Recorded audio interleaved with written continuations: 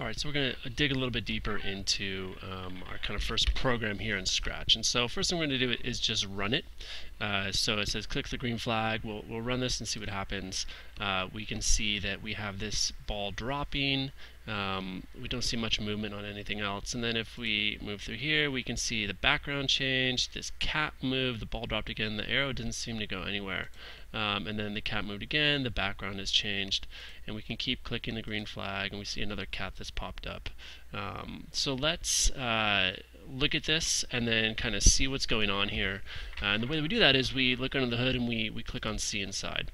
And so when we click on See Inside, we'll notice here that we have a couple of things happening. We have the different sprites down here. Looks like we have two cat sprites. We'll see what's going on with that other one. We saw the two just for a moment, but then it disappeared. We have an arrow, we have the beach ball, and the things that are attached to them, the scripts, show up over here. And so I have a green flag clicked, I have some commands, and those are different for all of our pieces, for all of our sprites. And so let's just look at the cat to begin with. So when the green flag is clicked, you can see that it should move 10 steps. When the green flag is clicked, it should move 100 steps and then turn 90 degrees. So in general, it has these two concurrent things. It will move 110 steps and turn. And we can see when I do that, that it's moving and it's turning. There's that second cat. I don't know where that's coming from. Let's see kind of in a moment what's going on with it. And that's working. And we have these comments that are there for the user, and we can click on a little arrow. Comments they don't run. What they are, they're for the programmers to understand what's going on, so we don't have to interpret the code. We know what this should do. If I want to add a comment, I just right click and I click on Add Comment, and I type in whatever I want, and that will give me a comment that I can use. If I want to delete something, I just drag it over there and it will go away.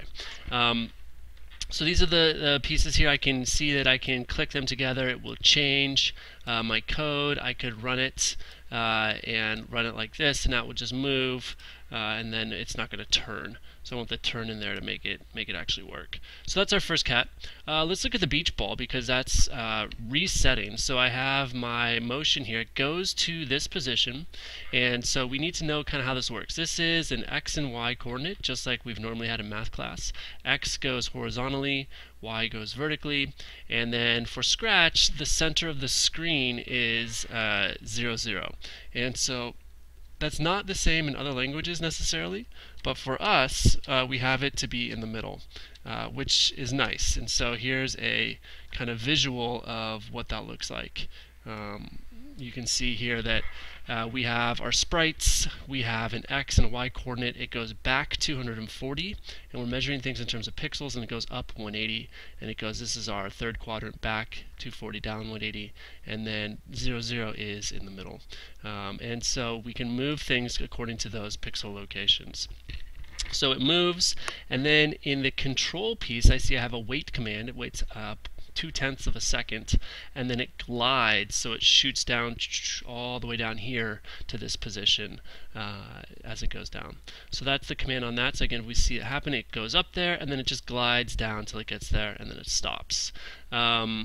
We'll talk different about go to versus glide, right? It takes 2 seconds to do this. If I make this 1 second, it should go quicker. So let's see what happens if I do it like that, and there it goes faster, right? If I make it 3 seconds, it's going to go slower, and click it again, and now it's slower. So it's not executing anything else until that glide command is done. All right, the thing that's maybe interesting is this arrow, right? If we click the flag, it doesn't look like the arrow is doing anything. The arrow is just sitting there. But we have to keep in mind the speed, and there's that second cat, wherever that's coming from, of what's going on with the computer. And simply put, the computer is really, really fast. And so we see there's actually commands on this thing that we have. So it's doing stuff, but it's doing it so quickly it looks like there's nothing that's happening. So if we actually look at a different command, so when I press the space bar, right? If I press the space bar, let's see what happens. So I'm over here and I press the space bar, and it actually is going in a in a square. You can see it's the same commands. We just put some time in there to wait so that you could actually see what's happening. So again, when I click the green flag, you don't see it. That doesn't mean this code isn't executing. It just means that it's so fast that we can't actually pick it up with our eye. But the computer is still doing it. All right, let's talk about our last piece here, which is this guy. So this sprite has what looks like the same code as this sprite, right? It should be doing the same thing, but only once in a while is it showing up. So if we look at it again, right, it's not, there it is, it's kind of stuck up there. And I keep clicking it again, now it's back, and then it's gone again. And so this is an important piece to look at, costume. So if I look at the costume for this sprite, this is the default costume. I have different options. I can convert to a bitmap, I have vector mode. What I want to look at is this.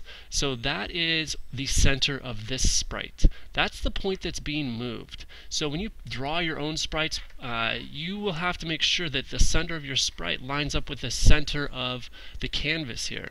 So it's a really common mistake to have your sprite drawn somewhere over here and you think the center of your sprite is in the center of the object. It's not the same. The piece that's moving is this piece. And so if we look at this sprite, we can see, all right, well, of course, what's happening is the center that it's moving is here, and the sprite is way over here. And so as this piece is moving, sometimes it's on the screen, sometimes it's off the screen, because all the computer knows is that this is the point that I move, and then they must want this drawn over here somewhere. So that's why as we click through it, once in a while it shows up, only because that center point is not moving in the right spot. All right, that's it for now.